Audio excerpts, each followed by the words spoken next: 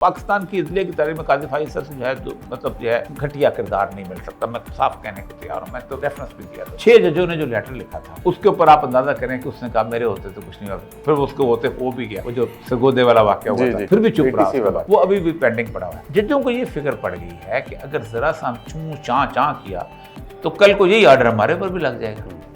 अब अपनी फिक्र पड़ी हुई है सबको, इसीलिए आप देखें कि थोड़ा बहुत कहीं ना कहीं यूं हिला रहे हैं, लेकिन वो नहीं है कि आप रजिस्ट्रार को बुला के पकड़े कि आपने डिग्री कैसे, पहले तो उसको सजा दो ना, डिग्री कैसे जारी की थी तुमने उस साल पहले, उसकी कब्रों को निकाल के उस पर कोड़े मारो ना।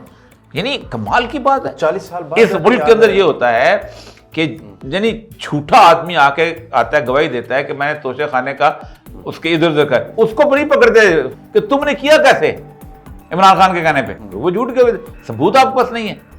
आज आप कह दें कि जो बंदा गवाही देने आएगा उस जुर्म के ऊपर उसको हम पकड़ेंगे तो खत्म।